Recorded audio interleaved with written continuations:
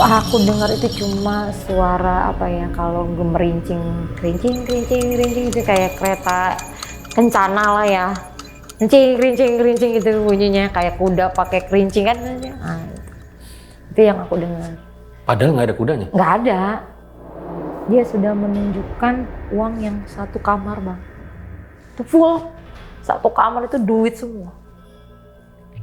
Sampai ke atap-atap. Itu duit. Yang saya lihat itu duit. Saat itu ibu nggak takut mati juga ya? Oh enggak. Tidak ada lagi rasa oh nanti kalau mati dengan jalan ini masuknya begini, itu udah nggak ada. Saya Nggak apa-apa jadi tumbal. sudah menyerahkan diri saya sepenuhnya dengan yang dapat menolong saya. Walaupun iblis. Iya.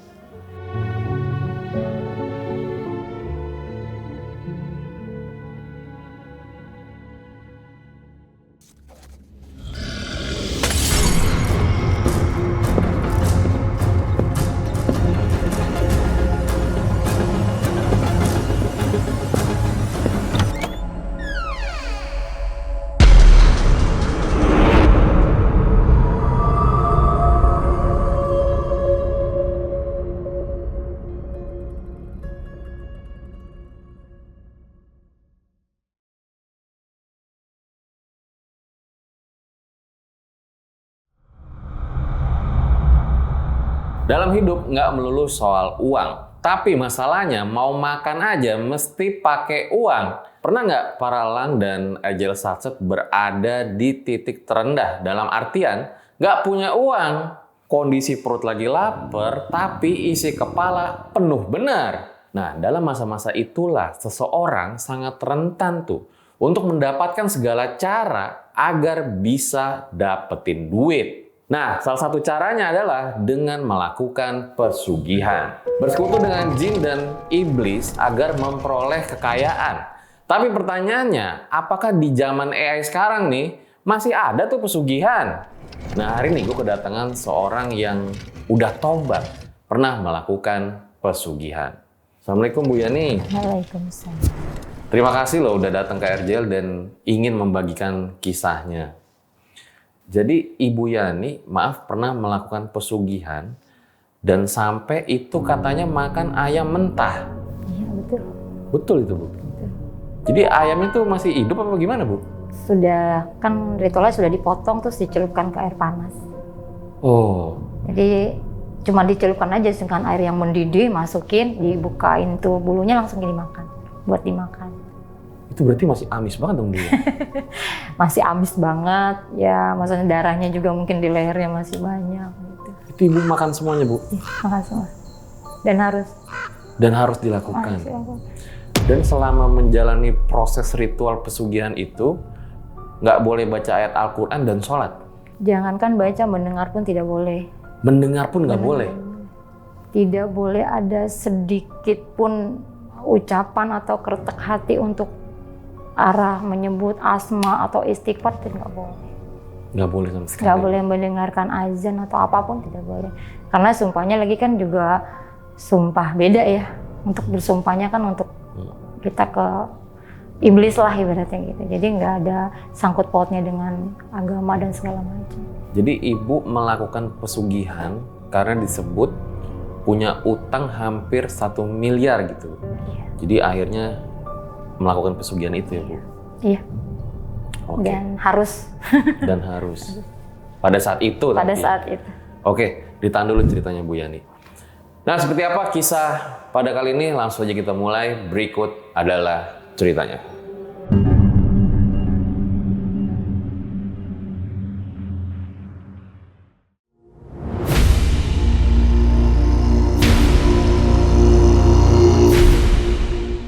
Ya, Bu Yani boleh ceritain awal mula kisahnya kayak gimana Bu? Ini saya mau bercerita sebagai pengalaman hidup supaya menjadi pelajaran dan edukasi buat yang lain supaya tidak salah langkah. Ceritanya karena dari kecil saya dilahirkan ibu saya langsung meninggal dalam jangka 20 hari. Dan akhirnya saya tinggal dan dibesarkan dengan nenek selama 9 tahun karena saya tidak kenal dengan bapak. Udah umur 9 tahun, saya diantar ke rumah bapak supaya dikenal ini ya bapak dan kakak-kakak saya. Dan dari situ nenek meninggal dari antar saya itu 3 hari terus nenek meninggal. Akhirnya saya menetaplah di rumah bapak dengan istrinya yang baru gitu. Di rumah orang tua pun nggak lama karena cuma dari SD sampai SMP saja Bang. Sisanya saya pondok, tinggal di pondok pesantren selama 3 tahun. Dari pondok lulus karena memang tidak biasa di rumah itu, saya keluar, maksudnya bekerja. Kebetulan bekerja di Pondok Labu itu. Bekerja dan pulang selama 3 tahun, saya izin menikah dengan suami saya. Mengangkat alat sholat dan sebentuk cincin emas tunai. Bagaimana saksi? Sah. Alhamdulillah Bang, kehidupan awal-awalnya itu karena saya punya usaha, ya, punya warung, punya penyalur kembang api tadinya saya tiap tahun tuh gitu kan. Ya sudah berjalan lancar sampai ibaratnya cukuplah buat saya beralih usaha yang lebih baik. Akhirnya dengan modal yang sudah ada, saya buka namanya orang yang suka perlu misalnya mau gade kontrakan, mau gade SHM gitu Bang. Gitu. Karena aku pikir mereka kalau mengajukan ke bank kan juga kan susah ya. Jadi aku niatnya sih tadinya bantu Bang gitu. Dari usaha gade itu sebenarnya tadinya aku nggak minta invest dari siapapun, dari uang pribadi. Gitu. Modalnya cukup nih ya? Cukup lah ya buat saya ambil gadean itu. Karena tadinya awalnya saya nggak banyak, cuma yang 8 juta, yang 10 juta gitu-gitu Bang. Tapi mungkin dari keluarga dan sekitar ngelihat saya mungkin enak gitu. Jadi akhirnya, ya aku invest dong gitu kan. Ada yang ngasih 40, 100 gitu Bang. Awal mulanya. Sampai uang itu tidak tertampung dan kontrakan itu jadi fiktif. Paham ya Bang? Karena sudah ngerasa aku udah pegang uang, sedangkan kontrakan yang digade itu nggak ada. Kan gitu jatuhnya. Tapi kan aku harus bayar income tiap bulan ke orang yang kasih invest. Gitu. Sampai uang mereka itu orang-orang yang invest itu sampai di angka 987 juta. Wow. Dan akhirnya ada salah satu nasabah yang maksudnya yang menginvestkan dana ke saya itu melaporkan saya ke pihak yang berwajib. Tidak ada tanda kesepakatan, maksudnya tidak ada kesepakatan apapun. Akhirnya saya dimasukkan ke sel. Berarti Ibu gagal bayar nih maksudnya? Iya, sebenarnya kalau untuk di aparat itu kan namanya hutang piutang kesepakatan aja Bang. Oke. Harusnya tidak bisa diproses untuk penahanan.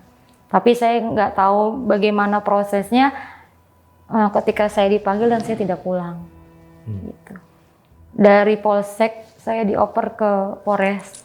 Nah di Polres itu selama 13 hari saya diperbolehkan keluar bebas lah ya namanya, karena memang satu saya tidak terbukti melakukan hal yang dituduhkan itu. Gitu. Ketika keluar dari sel itu, maksudnya perjalanan pulang itu suamiku kan sudah tidak mengizinkan kita ke rumah. Kan. Jadi di perjalanan sudah dikasih tahu orang tua, tetangga, saudara gitu ya, nggak bisa menerima saya di lingkungan itu lagi kan. Gitu. Karena kasus yang ini nih Bu? Iya, karena kasus ini. Jadi karena bapak mertua saya itu orang sepuh ya, maksudnya orang yang dikenal, yang dipandang, takut gitu ya, malu dan segala macam. Kalau bisa pas keluar dari sel ya ini nggak usah di sini kan gitu bahasanya. Saya sempat mikir ya kemana ya Bu, kemana gitu. Terus akhirnya ya sebelum sampai perjalanan pulang, saya cuma ngomong gini, ya sudah nggak apa-apa nanti saya ambil pakaian yang harus kita bawa. Terus suamiku nggak usah, nggak perlu masuk rumah.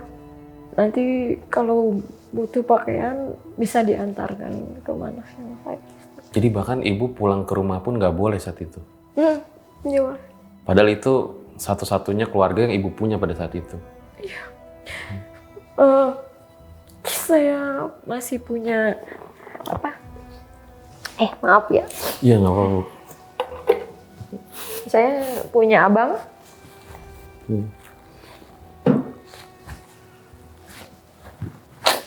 Saya punya adik. Tapi ya, ketika saya telepon, saya perlu tempat. Mereka dengan dia menjawabnya, berani berbuat, berani bertanggung jawab. Jadi saat itu nggak ada tempat, Bang. Bahkan tidak ada yang menerima ibu ya? Iya. Saya nggak tahu kok kemana waktu itu. Jadi hanya ibu H inilah yang masih mau mendengar ya, maksudnya masih mau, sudah ya, kalau gitu inilah perjalanan akhirnya menuju ke pesugihan itu.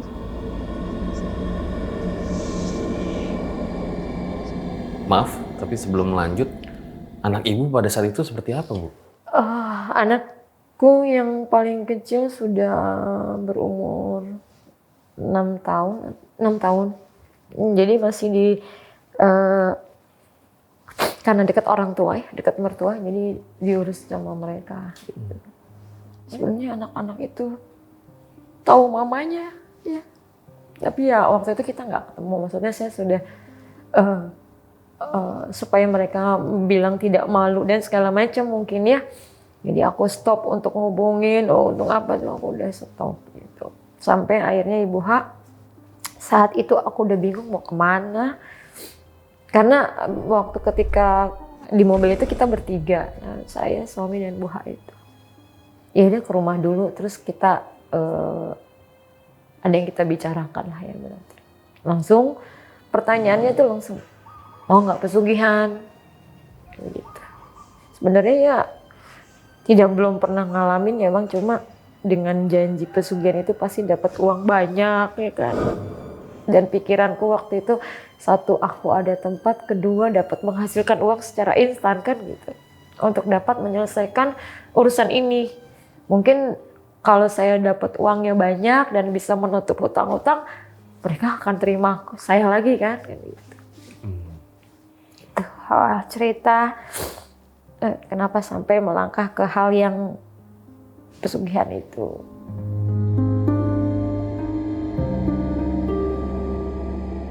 Singkat cerita, pertama saya siap-siap dibawa ke daerah Bogor. Di Bogor itu saya pikir nggak ada orang, maksudnya yang begitu ya Bang, karena kan rumahnya bukan rumahnya, maksudnya perjalanan ke arah rumahnya itu dengan gerbang besar gitu, nggak tahu itu di dalamnya ada orang yang perdukunan atau apalah kan gitu ya. Jadi aku nggak spek ke situ gitu. Jadi masuk ke dalam, ternyata di situ ada 2 bilik yang dari bilik lah gitu. Dari bilik buat pertemuan dengan kuncennya sama melakukan ritual. Pikiran pertama melangkah ke situ sih Bang, nggak, ya intinya saya mau dapat uang aja itu ya, intinya pokoknya dapat duit aja dulu gitu, nggak berpikir hal yang lain-lain. Dengan persyaratan-persyaratan yang diajukan, dengan harus berendam di telaga, kan, sampai harus kelilit dengan ular kan gitu. Saya siap aja dengan resiko apapun gitu.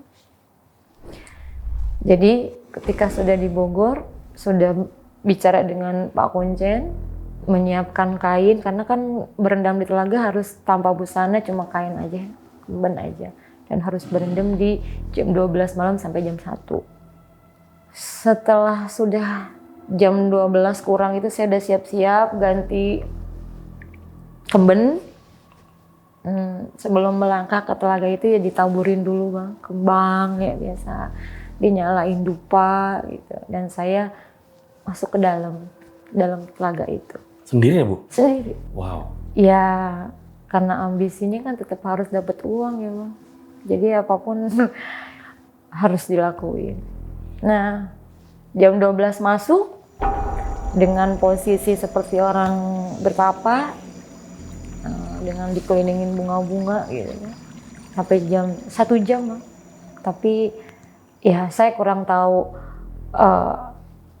tidak ada sosok yang melilit maksudnya. Karena harus ada yang melilit tubuh saya kan gitu. Baru itu tandanya keberhasilan kata beliau gitu. Jadi maksudnya ketika nanti seperti ada ular melilit Ya, itu barunya pesugihannya berarti saya berhasil. diterima, iya. Gitu. Tapi ternyata sampai jam 1 tidak. Akhirnya setelah saya naik ke atas dan rapi-rapi ya kita ngobrol lagi, berarti harus melakukan yang kedua. Nah itu harus dilakukan di Pemalang. Malam itu juga berangkat bang. Mungkin perjalanan dari Bogor itu naik bis kan, kita jam 2 lah ya dari rumah dia. Sampai di kota itu kita nggak ke rumah kuncen, jadi nggak ketemu rumah kuncennya di mana atau bagaimana tuh nggak, karena kita ditunggu seperti kayak apa tuh kalau mau ke gunung ada pos ya, apa namanya yang daftar gitu kan ada posnya ya. Base gitu. camp gitu Base camp, kita ditunggu di situ bang. Dan datanglah yang nggak tapi tua lah, masih agak muda juga, orang pakai sorban, baju putih-putih kan gitu, memperkenalkan diri. Tidak banyak ngomong, maksudnya tidak banyak aturan gitu ya, cuma dia tanya sanggup nggak naik ke gunung dalam jangka waktu 1 jam, turun 1 jam. Kita kan orang kota ya Pak, saya nggak tahu gunung kayak apa, itu bagaimana jalannya. Udah gitu posisi hujan ya kan, saya bingung, saya nggak jawab, nggak bisa, takut pasti dikat gitu kan, wah jadi nggak bisa nih gitu. Jadi saya langsung bisa, saya nggak tahu seperti apa medannya bang, pokoknya saya cuma dikasih payung, kan nggak mungkin payung buat hujan ya kan, walaupun itu memang hujan bang, ya saya gunakan buat tonggak saya naik. Disetar pokoknya 1 jam, saya tidak tengok kanan, tidak tengok kiri, saya jalan lurus saja, pokoknya yang penting saya nyampe. Tidak ada kendala, fokus banget dengan tujuan ke atas, ya saya sampai bang di atas. Sampai di atas hanya ketemu orang-orang yang sedang bertapa, ada sekitar 4 orang. Saya nanya, ngapain Kang? Tapa lah Neng gitu. Udah berapa lama? Udah 4 hari. Oh, Nenek ngapain kesini gitu kan? Saya disuruh naik gitu. Terus suruh ngapain? Suruh turun lagi gitu. Jadi saya turun lagi. Turun lagi. Di perjalanan tuh tidak ada rasa khawatir ya. Tidak ada rasa khawatir, tidak ada rasa sedih, tidak ada rasa, pokoknya harus diterjang aja itu ya. Sampai sendiri nih? Iya. Iya, nggak ada petunjuk apapun. Nggak nyasar? Iya, subhanallahnya kan gitu ya. Pokoknya apa yang saya lakukan memang mudah. Maksudnya dipermudah juga gitu ya. Walaupun waktu pikiran itu kan jalan yang salah ya, tapi dipermudah. Ya ini ya, hasilnya tidak ada itu ibarat, tapi dipermudah untuk menjalankan itu tuh saya dipermudah. Iya, kuncinya hanya manggut-manggut dan terus sekarang pulang tanpa harus menengok ke belakang. Maksudnya saya tetap harus jalan tanpa menengok gitu ya.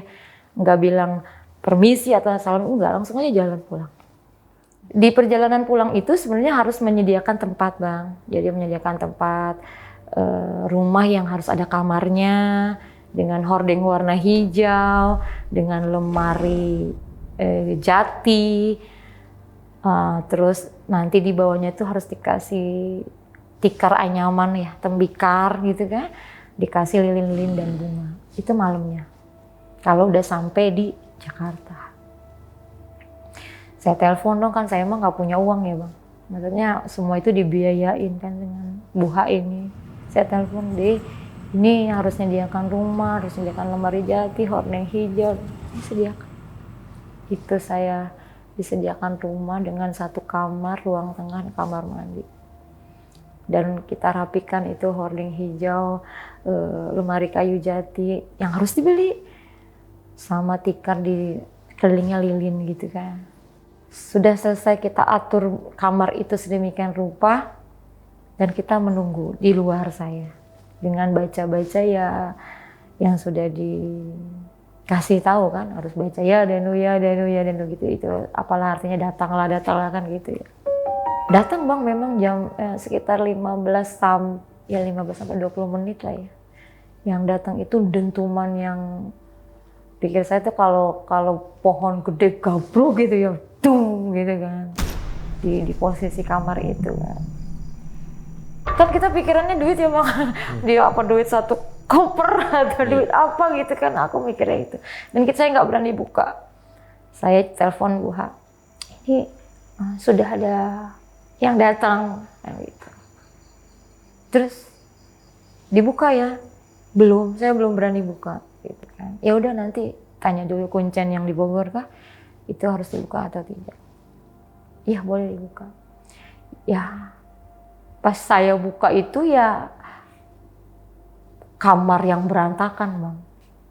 Jadi hordeng yang terbuka, lemari yang terbuka lebar, itu lilin acak-acakan, padam semua, piring pecah. Padahal tapi tidak ada apa-apa. Di dalam nggak ada orang tadi? Nggak ada, kosong kan kamar. Atas pun ya nggak ada apa-apa, nggak ada bolong, nggak ada apa ya, hancur saja. Waktu itu dengan bahasa kuncinya disambut lah ya, namanya mereka datang gitu ibaratnya. Mereka sudah datang, tapi belum memberikan. Tapi sudah datang, tapi belum memberikan karena lemarinya masih kosong. Jadi cuma terbuka doang tapi tidak ada isinya kan gitu. Ya saya lapor itu tidak ada hasil dan buha ini menyuruh saya ke daerah Jawa Barat.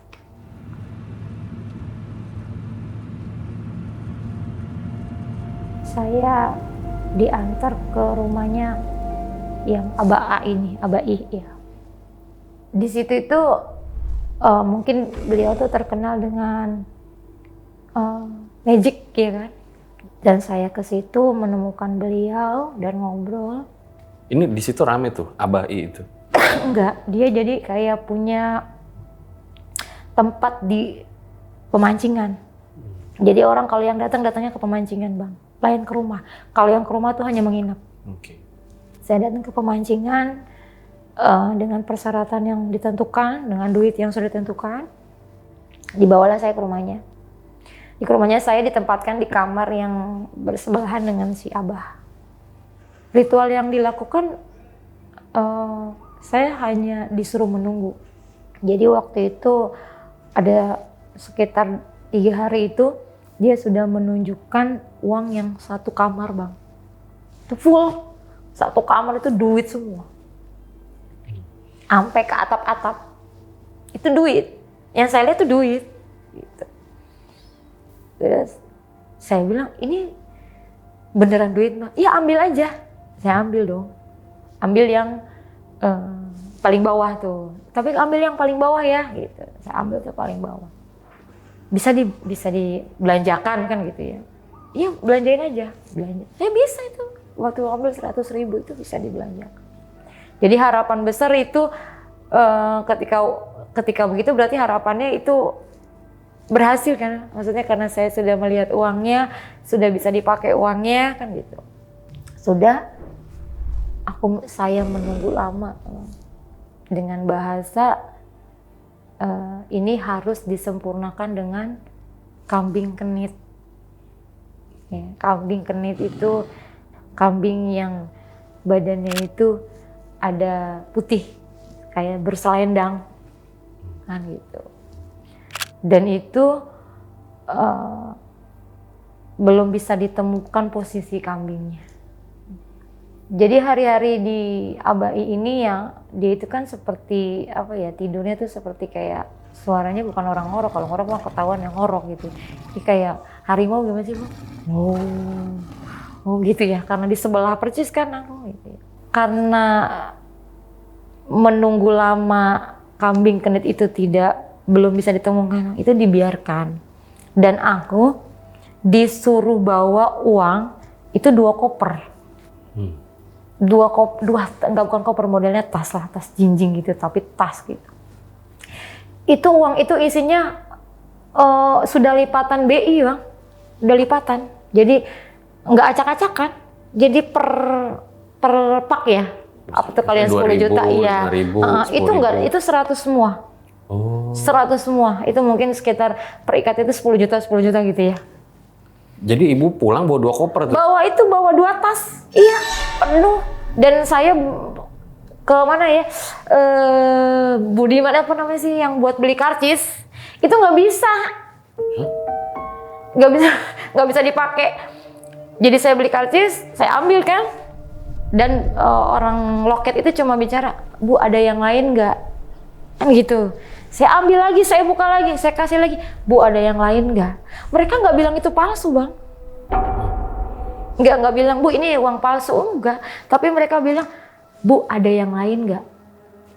Kan begitu. Saya bilang, "Itu kenapa palsu?" "Enggak, kalau bisa yang lain aja." Itu bahasa mereka semua begitu. Sampai akhirnya itu duit tidak bisa dipakai, Bang. Ya saya balik lagi dong. "Nah, ini tidak bisa dipakai." "Iya kan saya dibilang ini harus sempurnakan." Gitu. Harus sempurnakan dengan kambing kenit. Akhirnya dengan berdiskusi dengan Bu Deha sama Pak I ini, sepakatlah membawa saya ke daerah Jawa Tengah atau daerah Jogja. Ya. Untuk tadi disempurnakan tadi? Iya, satu disempurnakan, kedua mencari opsi lain. Opsi dengan kuncen yang mungkin itu referensi dari Abai. Iya kan? Saya menunggu, jadi sambil beberes saya menunggu dijemput dengan 2 orang laki-laki, yang satu supir, yang satu mungkin ya buat ngawal kan. Gitu. Jadi menunggu yang menjemput saya untuk ke Jogja. Saya bilang, karena di sana juga harus berbiaya, Bang.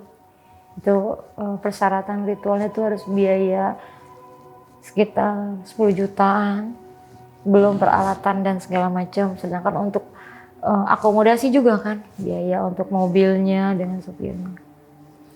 Sudah rapi dengan semua itu, saya berangkat bertiga.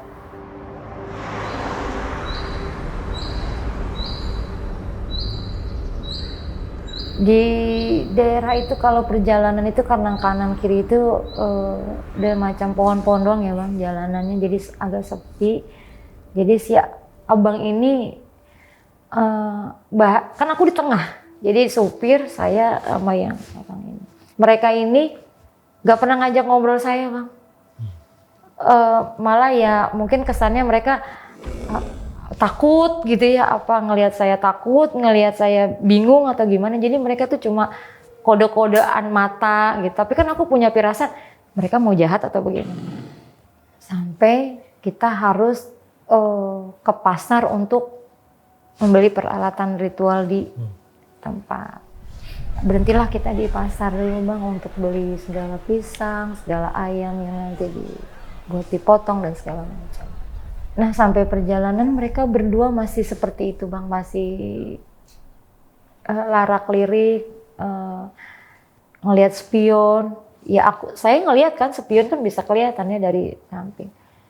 Mereka langsung kayak kode-kodean, saya nggak paham mereka gitu. Sampai akhirnya sampai di depan rumah kuncen, saya nanya kenapa gitu ya, kayaknya saya lihat di mobil aneh gitu kalian berdua. Dia jawab, "Ibu, ntar dia manggil saya ratu, ntar dia manggil saya mbak, ntar dia manggil saya ibu," gitu. Jadi dia berubah-berubah. Karena menurut mereka saya ini berubah-berubah. Ntar jadi nenek-nenek tua, ntar berpakaian kayak ratu gitu. Jadi itu dia makanya larak lirik tuh bingung gitu mau ngajak ngomong, saya bingung. Jadi mereka akhirnya, oh, maaf Mbak, saya bingung soalnya di spion itu Mbak ntar jadi nenek-nenek tua, kita mau ngomong kok berubah gitu kan, ntar jadi lagi anak muda, ntar jadi Bu Ratu gitu, jadi bahasa mereka. Jadi di dalam perjalanan itu mereka sebenarnya udah was-was dengan saya Bang, maksudnya was-was ini yang dia bawa ini siapa gitu kan. Nah akhirnya sampai di rumah kuncen itu, ya saya hanya disodorkan kertas perjanjiannya. Itu ada perjanjian yang harus tanda tangan. Mungkin kalau sampai terjadi apa-apa gitu mereka lepas tanggung jawab dan ritualnya harus begini, biayanya segini gitu Bang. Sampailah kita mau memotong yang dijadikan media, itu ayam jago. Saya ditanya dulu, Bu Yani, kalau yang ibu mau ini harus ada tumbal, ya kan? Saya jawab langsung, nggak usah pakai tumbal. Maksudnya nggak usah pakai tumbal siapapun. Maksudnya saya aja, pribadi saya aja. Jadi kalau memang oke ya nggak apa-apa, saya diambil nggak apa-apa. Saya langsung jawab begitu. Terus kuncinya cuma, beneran? Kan jadi nggak bisa merasakan dong kalau misalnya berhasil kan nggak bisa merasakan, nggak apa-apa. Karena saya bilang kalau ini berhasil dan uangnya ada tolong dikirim ke keluarga saya. Gitu. Yang penting utangnya lunas. Yang penting urusannya rapi, anak-anakku aman, keluargaku tidak tercoreng lah kan gitu ya. Itu janjinya saya waktu itu. Tapi kuncen tuh masih bertanya Bang, sebenarnya ada nggak orang yang mungkin saya mau jadikan ya? Siapa? Saya bilang nggak ada. Mungkin ngelihat perjalanan saya yang orang-orang tidak menerima saya kan gitu ya. Siapa tahu ada yang mau dijadikan saya. Nggak ada. Biar saya aja gitu. Ya udah, perjanjiannya berapa hari kan gitu. Terserah yang paling cepat. Saya bicara yang paling cepat itu dikenakan 40 hari. Yang paling cepat saja Pak. Itu yang saya jalan, nggak usah nunggu yang lama-lama. Ya kuncinya mungkin agak bingung juga kan. Ngelihat saya dengan tekad seperti itu, dengan kemauan seperti itu, dengan ambisi yang sudah tidak ada lagi pertolongan kecuali dia gitu ya. Pertolongan itu harus dari sini kan gitu bahasanya. Akhirnya ya sudah kita mau siapkan yang harus dipotong. Jadi dipotong itu saya pegang kepala ayam itu kan saya yang potong ya Bang. Tetap saya yang potong, dia hanya pegangin kan saya yang potong itu lehernya. Pegang kepala, itu dia pegang kaki saya langsung gitu potong. Bu niatkan ya, niatkan ini diri kita kan, maksudnya itu media itu kan diri kita yang akan diambil itu. Saya niatkan, saya sudah karena memang kita tidak perjanjian dengan iblis lah itu namanya ya, tidak boleh lagi mendengarkan tuh yang namanya ya suji, azan atau apapun. Itu sudah budak, itu udah nggak ada kedengeran, udah ketutup kuping kita, hati kita sudah ketutup. Saya yang notabene anak pondok, ya anak pondok yang puasanya rajin, yang segala macam, itu sih sudah tak tersisa waktu itu. Yang ada, saya melakukan itu dan harus dapat. Tidak lagi itu ada pencipta kita ya. Tidak ada lagi itu Allah, tidak ada lagi siapapun. Pokoknya yang saya tujukan, saya serahkan nyawa diri saya untuk dijadikan jaminan dan menghasilkan uang. Itu aja, tidak ada lain-lain. Saat itu ibu nggak takut mati juga ya? Oh enggak. Tidak ada lagi rasa oh nanti kalau mati dengan jalan ini masuknya begini, itu udah nggak ada. Saya sudah menyerahkan diri saya sepenuhnya dengan yang dapat menolong saya. Walaupun iblis. Iya. Walaupun itu iblis sekalipun yang pokoknya mau saya mati hari itu pun saya sudah tidak berpikir. Yang penting keluargaku aman. Keluarga saya aman. Anak-anak saya tidak malu, kan begitu bahasanya. Sudah dipotonglah itu dengan niat seperti itu. dengan jaminannya seperti itu. Maaf lagi. Ya Bang.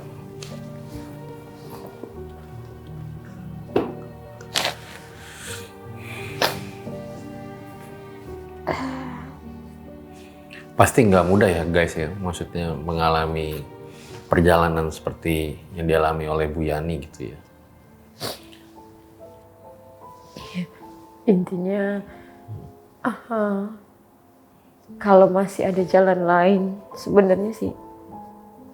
Tapi kan karena saat itu tidak ada satupun yang mengulurkan tangan saya dalam hal kebaikan. Jadi itu jalan salah pun akan diambil. Dan orang-orang baik ya mungkin gak ada saat itu. Oke, kita lanjut lagi Bu. Jadi tadi ayamnya dipotong tuh. Iya. Jadi sebelum berangkat kita ke lokasi tempat ritual, ayam setelah dipotong itu hanya direndam dengan air yang sangat mendidih gitu kan. Dimasukin, yang dikupas dulu itu bulu-bulunya ya. Saya sudah tidak tahu itu ya nggak ada bumbu lah, orang cuma dimasukin doang, nggak pakai bumbu-bumbu ya. Pokoknya masih berbentuk ekor, tidak ada belahan, tidak apa, pokoknya cuma pala doang kan yang dibawa lah ke tempat ritual itu. Intinya sih itu hutan. Nah, kita itu berangkat tuh nggak sendiri Bang, karena ada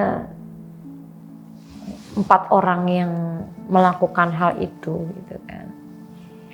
Salah satunya itu ada orang laki-laki 2 dengan ibu, dengan wanita 1 deh.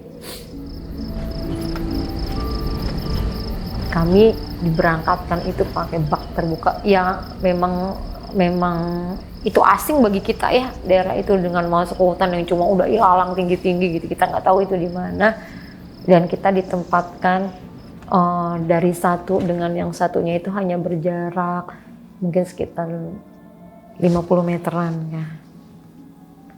Dan saya persis posisinya deket pesisir ya, maksudnya masih ada suara ombak kan ya, masih kedengeran ombaknya apa gitu kan, namanya malam kan, blur gitu mas. Oh ini ada, maksudnya pasti di pantai ya, jadi tahulah itu deket-deket pantai. Tapi saya masuk dulu ke hutan yang tinggi-tinggi lah, ilalangnya itu. Nah, bagian saya dengan 3 orang itu, saya kurang tahu kalau di sana. Kalau di saya cuma digelarkan yang sudah, yang tadi dipotong, ayam, pisang raja, bunga, dupa, dan kelapa sama uang.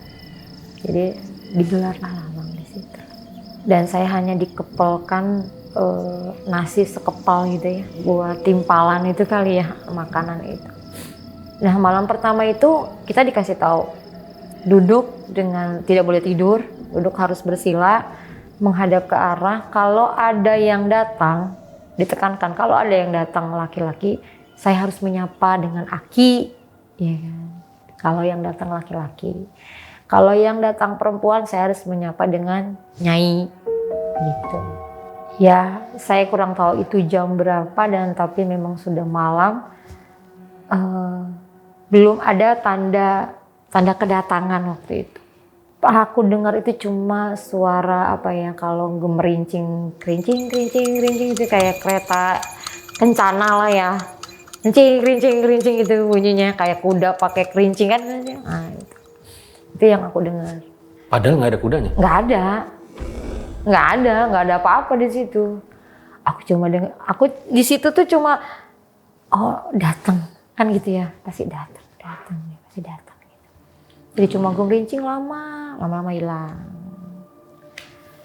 Aku diem lagi sambil makan tuh Bang, sambil makan ayam yang tadi habis saya potong, sambil ngunyah ya kan, udah pokoknya ngunyah aja, yang penting perut kenyang juga kan, soalnya lapar tuh di hutan. Makan, saya udah tuh makan itu seperti makan ayam bakar aja Bang.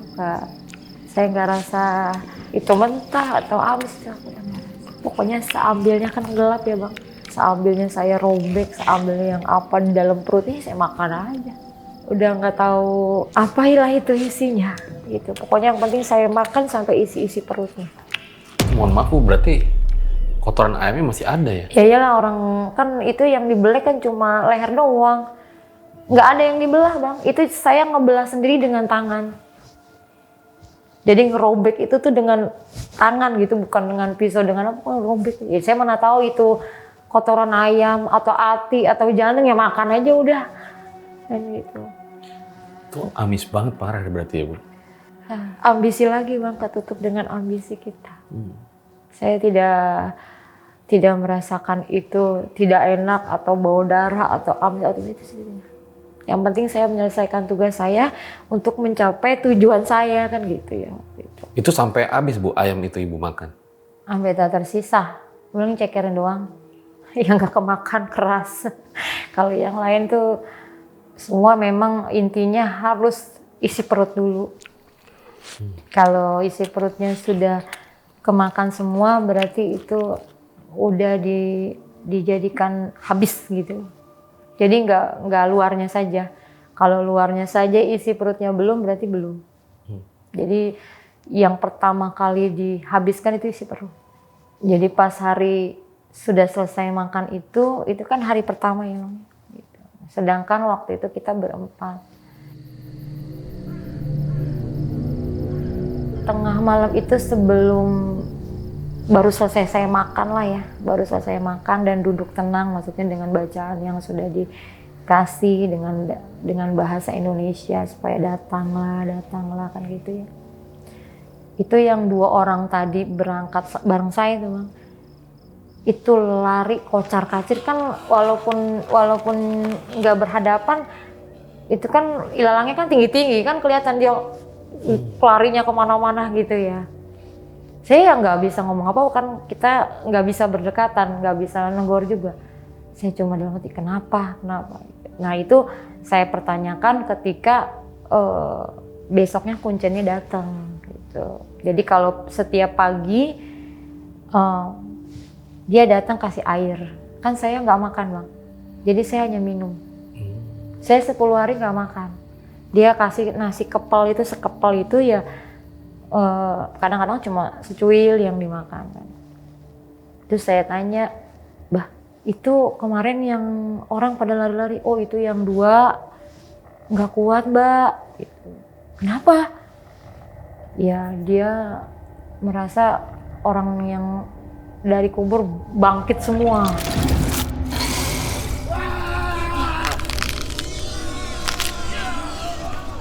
Dia nggak sanggup ngelihat mukanya, wujudnya ya kan, lari longgang-lang, merasa dikejar. Gimana sih? Merasa dikejar dengan orang-orang yang sudah mati. Tuh, jadi yang ada di situ tuh cuma saya sama Bu Haji itu.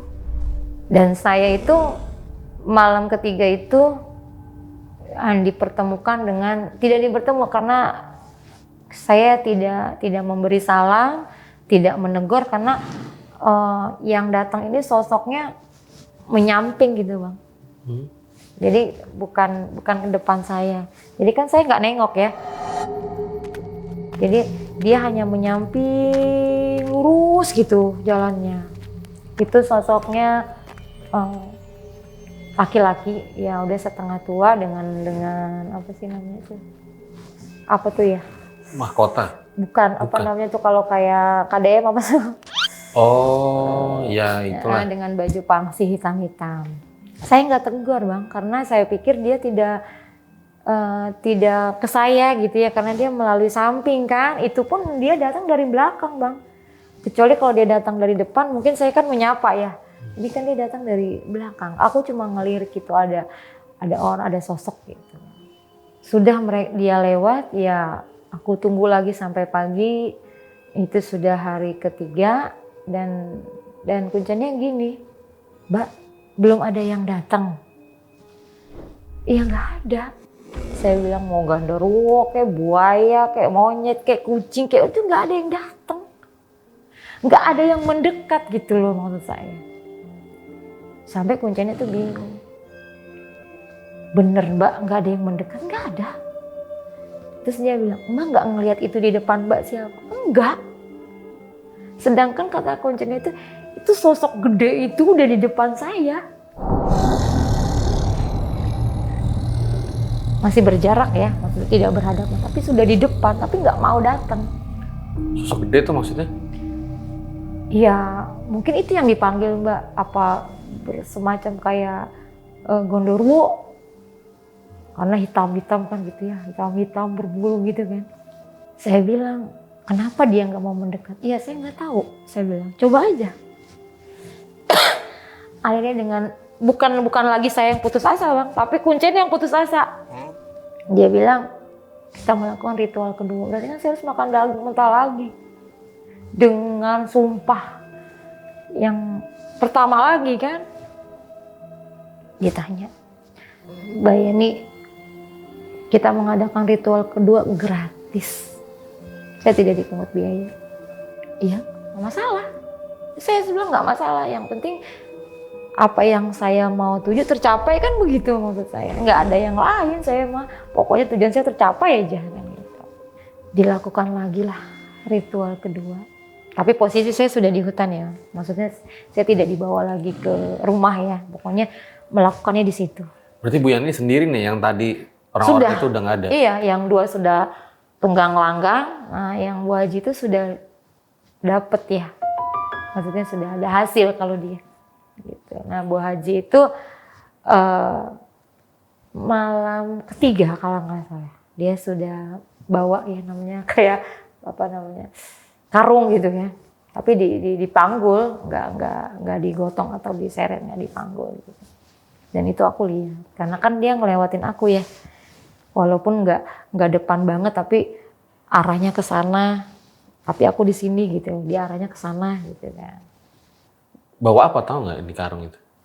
Ya kalau aku pertama waktu sebelum datang kan dia niatnya mau beli tuyul.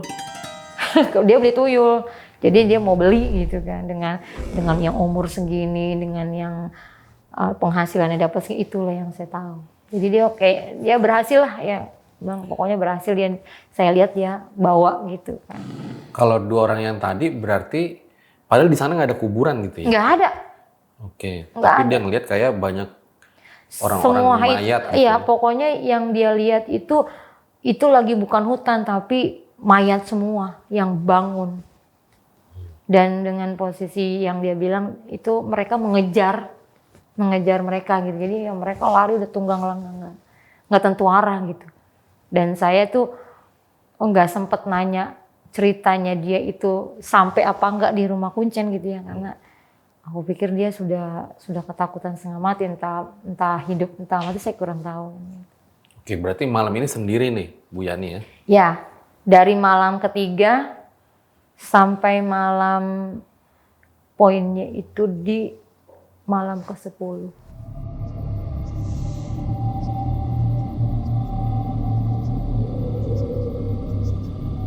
Jadi malam ke-10 itu saya kurang tahu jam berapa ya. Pokoknya itu tengah malam. Dan ini kuping saya itu udah sakit gitu ya. Yani pulang. Yani pulang. Yani pulang. Yani pulang. Yani pulang. Sampai saya kayak orang baru bangun tidur. Jadi langsung dut gitu Bang. Astagfirullahaladzim di mana? Begitu. Ketemu tuh astagfirullahaladzim akhirnya. Bahasa astagfirullahaladzim itu keluar juga dari mulut saya. Astagfirullahaladzim di mana ini kan gitu. Saya mungkin perasaan habis dibawa alam kemana gitu ya. Saya lihat itu sajen masih ada. Kelapa, pisang itu masih utuh, sama uang itu masih utuh. Suara pulang itu suara cewek cowok? Cewek. Cewek? Entah ibu saya pikirannya. Saya pikir itu ibu saya gitu ya. Mungkin dia, saya waktu itu cuma dia memang gak suka saya melakukan ini kan gitu. Itu bahasa mungkin itu. Saat itu pokoknya astagfirullahaladzim, saya nggak gimana Bang, cuma nggak nangis nggak apa waktu itu. Saya cuma gini, kemana ini pulangnya? Jalan pulangnya kemana? Nggak tahu kan Bang, ini tengah-tengah hutan. Saya mau jalan kemana arahnya nggak tahu. Tapi itu sesuai dengan kaki melangkah aja. Oh. Sampai 2 jam saya sampai rumah Kuncen. Mencari jalan keluar untuk tembus keluar hutan kan gitu. Saya jalan aja Bang. Dan itu seperti diarahkan ya, sini gitu aja. Sampai ketemu dengan jalan raya. Ketemu jalan raya, saya ketemu orang yang sudah lagi naik mobil bak, bukan bak, apa tuh? Kalau mobil orang kampung tuh apa sih? Elep ya? Nah, elep gitu. Dia nanya, Mbak mau kemana? Gitu. Saya langsung jawab, saya mau pulang. Gitu. Pulangnya kemana kan gitu ya? Saya sebutin nama itu, oh masih jauh Mbak, tapi dia nggak nganterin Bang. Oh.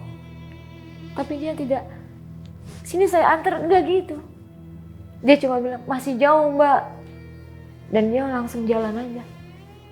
Maksud saya tadinya kan pikir kalau masih jauh, ya yuk Mbak saya anterin gitu. Itu enggak. Nah, sepanjang jalan itu nggak tahu arahnya dari mana Bang. Pokoknya saya mendapat kemudahan menemukan rumah kuncen itu.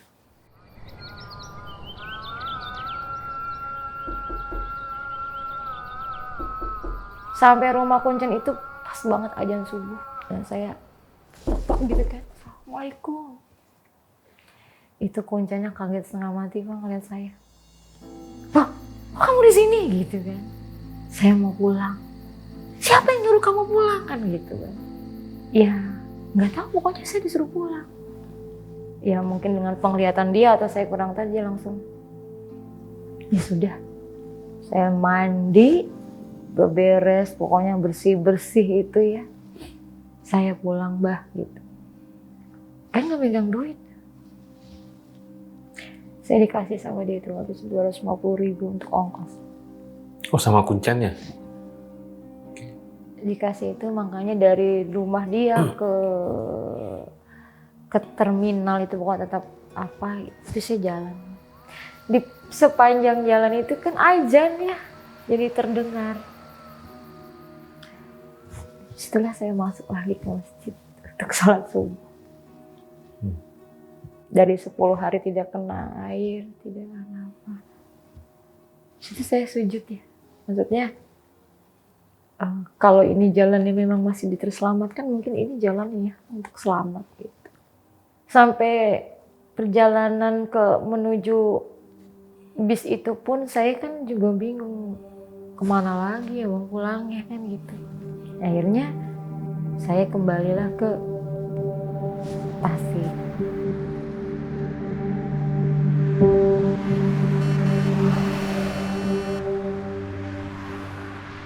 Ya waktu itu saya hanya ngerenung aja dulu Bang, gitu. Karena mungkin sepanjang perjalanan itu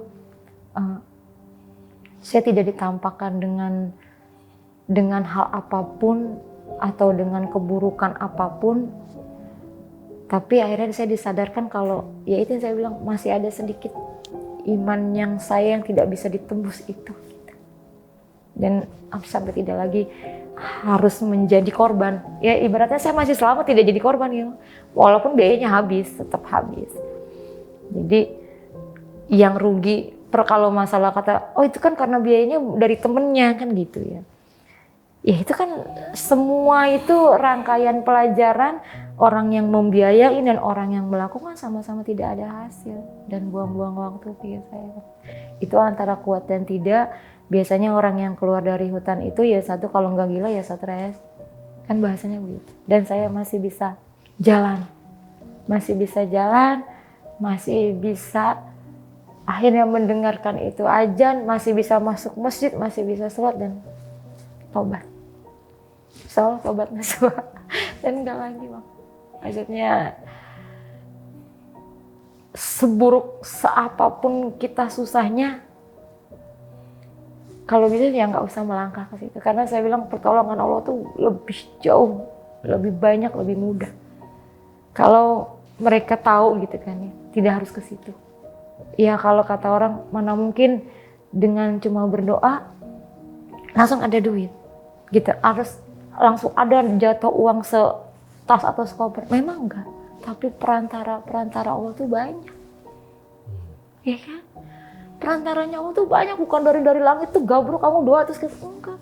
dari sini datang ya, Yan di sini, dari sini, Yan mau ini, begitu Bang. Itu yang Ibu Yani temukan setelah Ibu memutuskan udah nggak mau pesugihan lagi. Iya. Malah kemudahan itu. Dan saya rasa ilmu yang didapat dengan perjalanan itu bukan kalau masalah di jalan memang tidak bagus, tapi itu akan jadi bagus ketika saya akhirnya itu memang salah. Jadi tahu itu salah kan? Jadi saya jangan lagi. Dan kalau bisa orang di luar sana pun jangan lagi, jangan coba-coba, ya kan? Karena hasilnya nggak ada, malah buang duit. Satu nggak ada hasil, dan itu kuat dan tidak kuat Bang. Satu bisa gila dan merugikan banyak orang juga kan, kasihan kanan kiri. Setelah memutuskan tidak melakukan pesugihan, setelah memutuskan untuk kembali karena pertolongannya cuma satu, punya Allah aja, itu akan lebih mudah datangnya. Dan Abang lihat sendiri kan, keluarga menerima. Oh akhirnya Ibu sendiri. diterima lagi sama keluarga? Diterima, suami, anak-anak, mertua. Itu kan hikmahnya. Walaupun saya nggak punya uang, kan gitu. Walaupun saya nggak harus bawa uang banyak. Kalau boleh tahu di momen apa tuh Bu, sampai akhirnya keluarga membuka pintu lagi gitu? Saya kurang paham karena saya selalu berpikir hati manusia itu ada yang membolak-balikan ya. Saya nggak tahu. Ketika saya sudah ditempatkan di suatu tempat, mereka cari saya. Mereka yang mencari, aku enggak. Mereka mencari. Ya mungkin ada yang, oh iya ternyata keadaannya begini gitu. Ada yang iba, ada yang kasihan, tapi saya rasa mereka datang itu dengan simpatik mereka gitu. Jadi aku nggak berpikir mereka mau menghina atau apapun gitu. Jadi mereka datang, sekarang ada di mana, yang di sini, mereka datang. Sampai abangku yang waktu itu bilang, berani berbuat bertanggung jawab, dia datang. Dan saya ambil hikmah itu. Saya tidak ngapain datang, enggak gitu. Ya alhamdulillah dia datang dan masih mengakui saya sebagai adiknya, itu sudah lebih dari cukup. Anak-anakku mengakui saya sebagai ibunya, itu cukup. Jadi sekarang tidak memikirkan itu Bang. Saya tidak memikirkan saya mau dapat uang, mau punya apa, mau beli apa. Aku nggak mikir itu. Aku nggak tergiur sekarang, udah tergiur pengen punya, oh itu tuh kayak sebelah punya ini. Karena saya pikir gini, yang sedikit itu insya Allah jadi besar, berkahnya lebih banyak. Walaupun enggak seperti orang lihat, oh mewah gitu, enggak ada pikiran lagi untuk punya apa ya, enggak. Aku sebetulnya pengen punya apa, enggak. Kenapa? Enggak, masih banyak banget orang-orang yang di bawah saya yang sebenarnya lebih butuh, gitu. Karena kan alhamdulillah sih dipermudah Bang. Dipermudah bisnis saya yang cuma dari mulut kerja saya Bang. Bu menawarkan ini, oh oke ya, menawarkan ini, oke. Itu terbuka semua. Sampai titik-titik dari hasil bisnis itu bisa beli ini ya. Telah. Mereka cuma lihat, oh iya ternyata nggak harus ke situ. Saya jadi inget lagi nih dulu kisahnya bahwa saya juga sempat ada di satu titik gitu Bu Yani ya. Ketika udah berusaha semaksimal mungkin tapi kok gagal mulu segala macem gitu. Sampai akhirnya ini dia mungkin yang disebut perantara tadi tuh. Dia datang gitu, dia ngasih bisnis dengan nominal yang sangat besar gitu. Sampai akhirnya pas udah dibayar tuh aku tuh sampai mau nangis gitu loh. Lah kok gampang banget ya dari yang selama ini main bareng. Jadi waktu itu kita lagi butuh banget gitu. Ternyata nominalnya tuh lebih lah, 10 kali lipat lebih lah dari yang kita butuh gitu. Segampang ini gitu. Kalau memang Meyakininya. Allah mau tuh sebenarnya gampang banget gitu. Iya. Kita diberi segala kemudahan dalam mencari rezeki gitu. Iya. Tapi Bu tadi kita balik lagi dulu ya, yang ke Buha itu ya. Jadi Buha itu sebenarnya modalin. Tapi nanti kalau misalnya Ibu dapat uangnya, dia minta persenan gitu, atau gimana? Jadi tuh dia itu orang baik Bang. orang yang subhanallah walaupun begitu dia orang baik. Mungkin di antara teman-teman saya yang kerjanya tadinya cuma ke kafe, ya, dia itu yang selalu mendukung saya susah, saya ketiban masalah, di jaya pun dia ada. Kenapa dia melakukan itu? Dia cuma mau menolong supaya saya tidak dikucilkan, kan satu itu intinya. Sebenarnya sih dia bilang butuh nggak butuh. Cuma waktu itu kita punya mimpi. Nanti kalau misalnya dapat ini, kita punya rumah ya Yan, gitu. Punya kontrakan ya Yan, gitu. Jadi itu dia yang uangnya habis Mang dengan saya. Yang tidak minta ganti sepeser. Sampai sekarang pun kita jarang ketemu ya, karena mungkin dari pihak anak-anak beliau yang masih ngecap Yani gitu kan ya. Gitu. Jadi kita nggak pernah ketemu. Tapi saya kangen sama dia. Ya, dia mungkin dengar kabar-kabar saya sekarang sudah agak lumayan. Cuma nggak bisa melangkah ke rumahnya dia dengan apa ya namanya, karena sesuatu hal gitu. Ya sesuatu hal, jadi aku nggak bisa seenaknya datang gitu. Ya ini episode yang sangat luar biasa ya, karena ternyata banyak banget pelajaran yang bisa diambil dari pengalaman yang dialamin sama Bu Yani ya. Bu Yani, tapi mungkin ini pertanyaan terakhir ya. Selama melakukan ritual pesugihan, berarti nggak nemu satupun yang tiba-tiba jadi kaya gitu ya? Selama Bu Yani melakukan ritual itu ya? Iya ada. Nggak ada ya? Iya ada. Ya semuanya kalau kata saya, mereka ada yang mendapatkan tapi konsekuensinya juga harus dibayar ya kan gitu ya. Saya pikir Allah memberikan jalan mereka sebenarnya bukan supaya mereka jadi kaya atau tapi supaya mereka sadar sebenarnya. Cuma kan orang salah pemahaman aja kan. Ketika mendapatkan itu ya mungkin lupa kan gitu. Oke deh, kalau gitu sekali lagi makasih ya, Iya, Bu Yani sama-sama. udah datang dan bercerita. Kita doain semoga bahagia, sehat, selalu rezekinya lancar sama keluarga juga.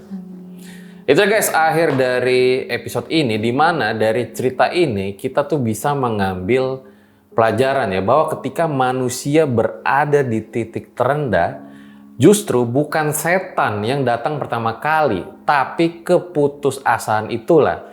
Nah, ketika mendengar pesugihan jadi tergiur tuh karena bisa menghasilkan uang yang cepat, instan, tapi mungkin lupa akan konsekuensi yang akan diterima sama orang tersebut. Konsekuensi apa? Konsekuensi hidup yang tidak tenang, hidup yang tidak bahagia, dan juga mengorbankan diri sendiri. Untuk apa uang banyak kalau hal-hal yang tadi itu tidak kita punyai? Gue Fajar Itia, RJ5 undur diri. Ciao.